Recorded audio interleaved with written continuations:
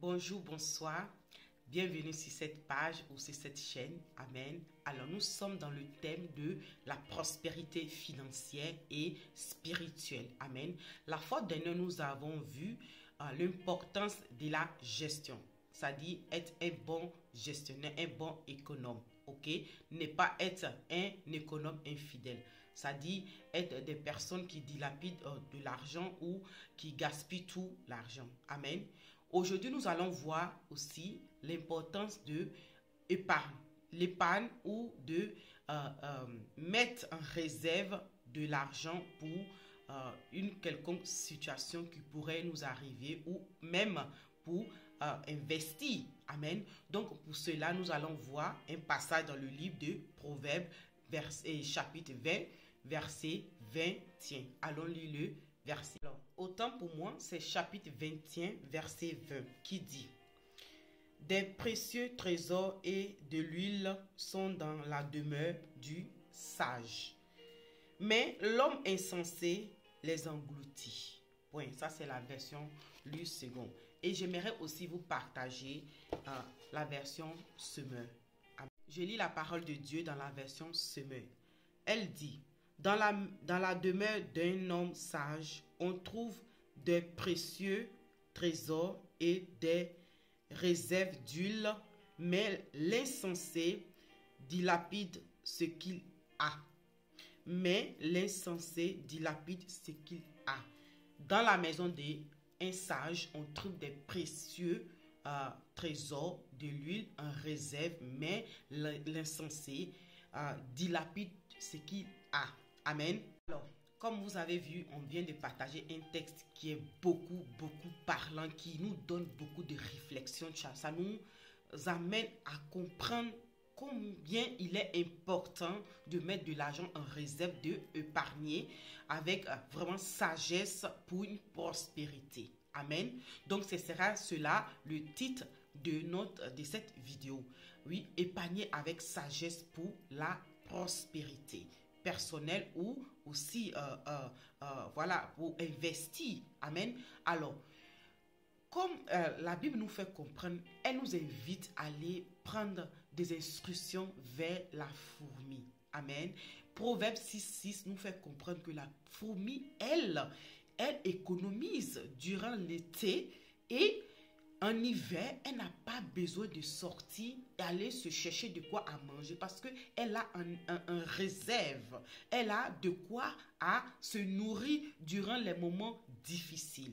Amen. Alors, j'aimerais vous partager aussi un petit... Ce texte nous fait comprendre, il dit: des précieux trésors et de l'huile.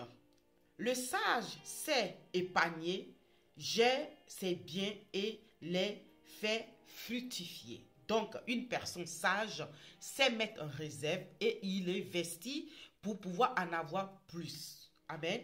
Je continue la lecture.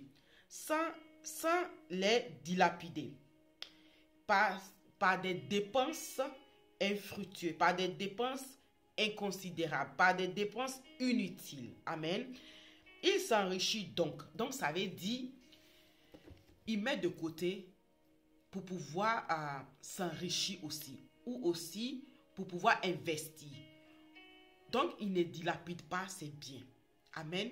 Ce ce texte nous fait comprendre ici, nous fait comprendre que quelqu'un qui est sage, il apprend à mettre de côté afin de pouvoir avoir de l'argent ou de quoi à subvenir à ses besoins au moment difficile, dans des moments vraiment de famine ou de disette ou voilà, quand une situation quelconque te surprend, tu as de quoi à te nourrir. Amen. Donc, c'est ce que nous fait comprendre ici. Amen.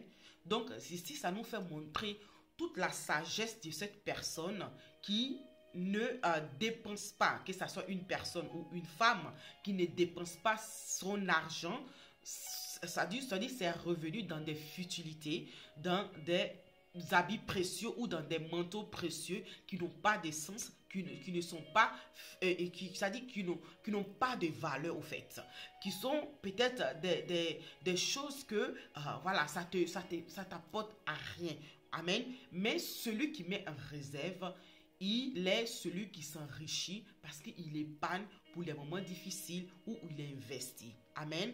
Alors, nous allons aller voir dans le dictionnaire la définition de l'épargne.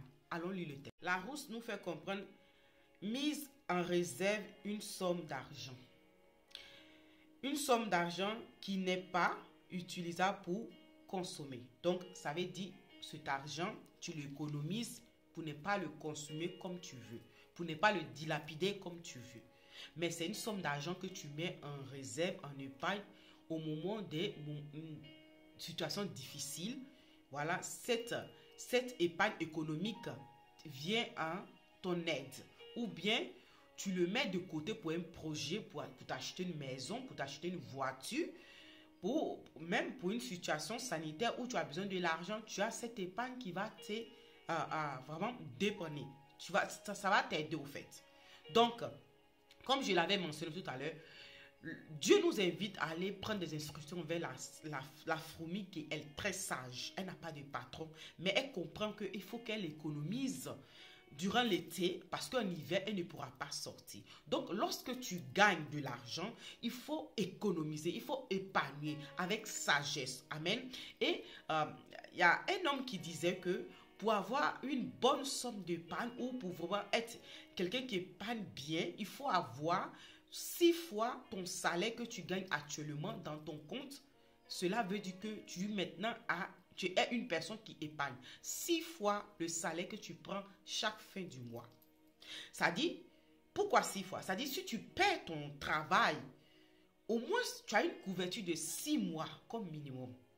Donc, pour être quelqu'un qui a de l'épargne en réserve, tu dois en avoir 6 fois ce que tu gagnes actuellement.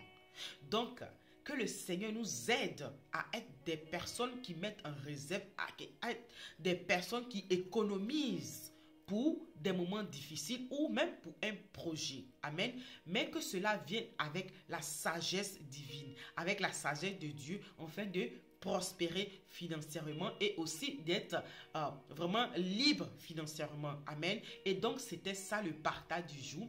Que le Seigneur nous bénisse, que sa parole qui est venue à nous soit esprit et vie et qu'elle puisse créer en nous cette sensation, cette réflexion de pouvoir épanouir dans des moments fructueux pour nous, afin que des moments difficiles, nous saurons comment parvenir à notre besoin. Amen. Donc, soyez bénis et que la paix et l'amour du Seigneur soient avec vous. Bonne journée à vous et à la prochaine. Bye bye.